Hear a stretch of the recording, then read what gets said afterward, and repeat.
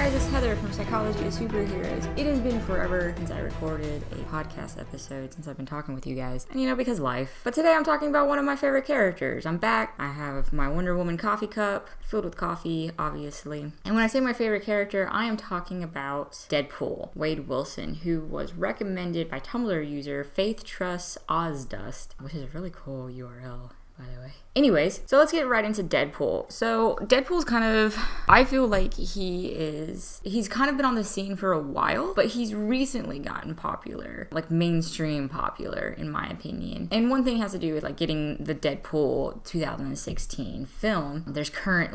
He has a number of different runs in the comics. There's the Deadpool started in 2016 comic series that's ongoing. He has Deadpool and the Mercs for Money, also 2016, also ongoing. He has a Spider-Man Deadpool line, which is really cool. They cross over together, started in 2016. And Deadpool Back in Black. So all of these started in 2016 at the same time the movie Deadpool came out. I think a lot of them started in January and then the movie came out in February. So they were really kind of anticipating, I think, that the movie would take off, which it did. It did well, and people really liked the movie. They really liked Deadpool. There's an article from the Mary Sue website called "What Deadpool Can Teach Us About Coping with Trauma," and this article came out like right after the movie came out. It was February 18th, 2016, by Lindsay Ellis on the Tumblr post. I'll include that URL. But I think one thing that really resonated with people is that Deadpool has gone through a lot of trauma. And he's not necessarily somebody who knows how to cope with that in the best way. Obviously, if you know anything about Deadpool, he's a little unhinged. He has some rage. But another one of his defining characteristic, I guess, is that he uses humor a lot. And in this article, Lindsay Ellis is talking about how he uses humor to cope with his trauma and how they thinks that this is what resonates with people.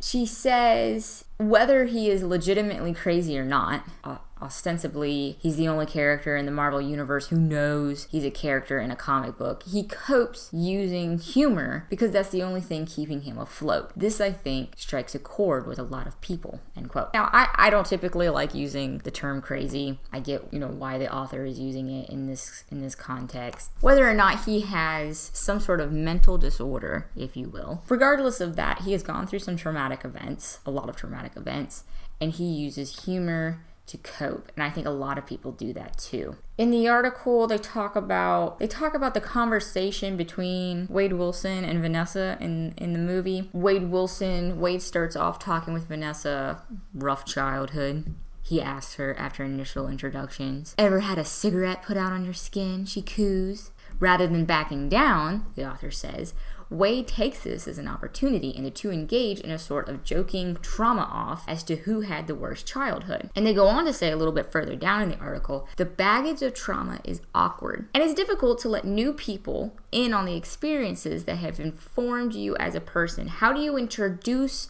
to someone the fact that something horrible has happened to you in your past? Easy. You joke about it. So it's one way. You could, when you're first meeting somebody, and you probably wouldn't necessarily do this in the first introductions, but if you're telling someone, I was molested by my uncle, that conversation is going to go different ways based on your tone, I guess, whether it's super serious or you say it in like a joking way. And I'm not saying that saying it in a joking way is the healthier way of doing it. What I am saying is that maybe joking about it makes it easier for the person who has had that traumatic event because they feel awkward talking about it. It makes this traumatic experience makes them feel different from this other person, and they don't want to be looked at like an oddball or somebody to pity. I don't know, that maybe they don't want to lose that connection if they feel like they're making that other person uncomfortable, but then they want to talk about it too. So maybe they use joking as a way of packaging that information in a more comfortable way. The article goes on to say, declaring certain topics off limits for humor makes them untouchable. And then the only people who are making jokes about sensitive subjects are the assholes who are just trying to shock and anger people for shock and anger's sake. People often forget that humor isn't just entertainment. We need humor as part of the coping process. Deadpool's approach to trauma is by no means healthy, but sometimes we need that kind of escapism. The idea that a character can look at their tragic backstory in the face and laugh at it. People point to Deadpool's meta nature and his fourth wall breaking ways as the main appeal. appeal, but the fact that Wade can confront his brokenness with humor is what makes him resonate on a more memorable level. End quote. And I think that's really interesting. I would wonder, what kind of person would Bruce Wayne be, Batman be, if he incorporated humor a little bit more? This is me roasting Batman. All right, but moving on to some of the comic stuff that I was reading. Deadpool had his first appearance in the New Mutants number 98 in 1991. So Deadpool is as old as I am. He's been around for a little while, but he shows up to kill this guy Cable, and Cable is already like in this single issue, and he just shows up. Cable was already telling him that he talks too much. If you know about Deadpool, he's called the Merc with the mouth, constantly getting roasted for just being way too talkative, and that starts off when he's initially introduced, first issue. And in this first issue, Deadpool has some guns, but he also has some other interesting gadgety types of weapons. And he gets taken down by Domino, who I think is going to be in the sequel movie. Fact check me on that, but I think they're going to get Domino in there. And he's literally just, like, after she takes him down, is mailed back to his boss. But then he goes on to be a recurring character in X Factor. He gets his own first miniseries in Deadpool The Circle Chase a couple of years later in 1993, and that lasted about 4 issues. And I didn't read the stuff that was in X Factor. I kind of like to stay with people's own series, because I think that's where you get like the best understanding of their personality or who they are as a character. So his first series, Deadpool the Circle Chase, we find out that Deadpool was a Weapon X experiment, and he's fighting someone else called Weapon X. I'm not sure, in this first issue, in the Circle Chase, I'm not sure if he actually has this regenerating ability. If you know in Deadpool, he gets an arm cut off, he'll regrow it. If he does have that ability at this point, they don't make a big deal about it. But he does have different dialogue bubbles than everyone else. Right from the get-go, Deadpool was made to be a very different character than other superheroes or other characters in superheroes, that he is kind of separate or apart from them. Vanessa, if you remember Vanessa from the Deadpool movie, is also known as Copycat, and apparently Vanessa, Copycat, is a shapeshifter. So that's kind of weird. Anyways, Deadpool kinda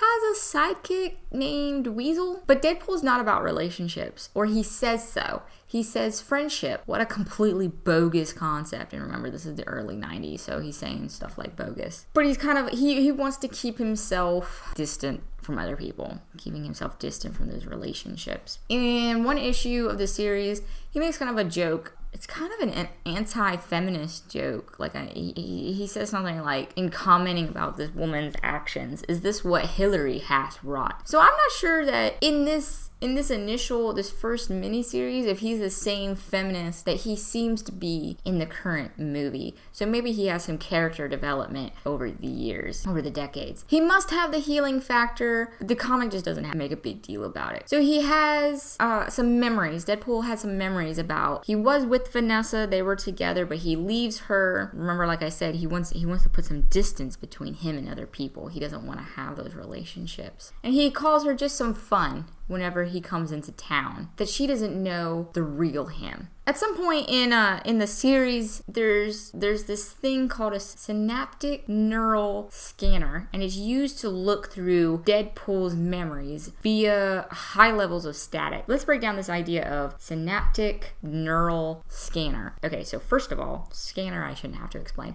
But neural, we're talking about neurons, and neurons are the main cell of the nervous system. And there's more, I hesitate saying that because there's more research coming out showing that these other cells, glial cells, are just as important as neurons. But for right now, because this is what the textbooks are currently saying, neurons are the main cells of the nervous system. Okay, so we're talking about his nervous system when we talk about neurons, those cells. So they're scanning these cells. Synaptic, so neurons have these little extensions, these arms, if you will, and they're called axons. Okay, think of them as like a tree branch. Okay, if you think of a tree, when you think of a neuron, that kind of works. So you have the main trunk, if you will, and then you have branches that come off. So at the end of these axons, these branches, you got these little fingers. So you know how like a branch will branch out, and at the ends they're called terminal buttons. All right, and stick with me. And these terminal buttons kind of go up to other neurons and, get all touchy-feely or whatever. There's a space in between the terminal buttons and maybe another neuron's terminal buttons. They don't completely touch. They're not actually touching, but they're close together, okay? Now, the space in between them is called a synapse. So when it says synaptic neural scanner, what they're doing is they are scanning the synapses, this space in between his neurons. Now, okay, so you're like, well, what's going on with this space? Why scan that?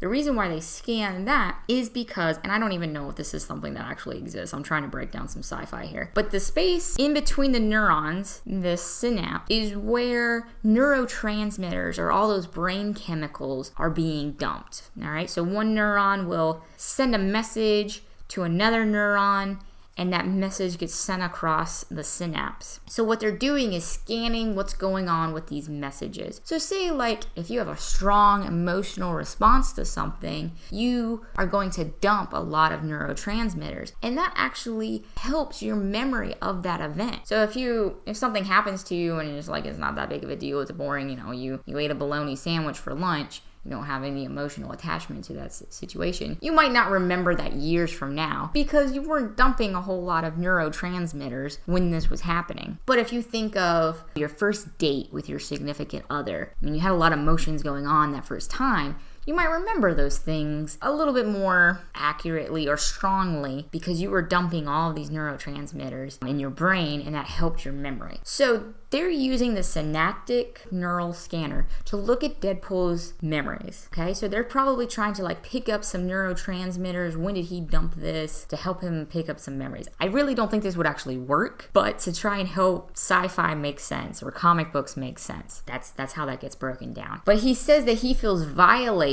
when someone reads his mind, which is understandable. If someone went through my mind and were taking out all my important memories, I would also feel really violated. But I point this out because he's not so bothered when killing other people. He obviously feels emotions if somebody does something to him, but if he kills another person, he seems pretty chill with it. So I'm wondering if Deadpool has, at this point anyway, some lack of empathy. I would argue that as you read further with Deadpool, I think he does have empathy, but it's interesting that a guy that gets inconsistent there. Wes, or Weasel, says that Deadpool only seems to be afraid when he talks about this guy that he has to fight, Weapon X, and when he thought Vanessa, his ex-girlfriend, was dead. So for the most part, Deadpool he's this tough guy, right? And nothing bothers him. Relationships don't matter. He doesn't have a whole lot of emotions going on, or he doesn't express those emotions to other people. But when we're talking about this one guy that he has to fight, Weapon X, then he gets scared.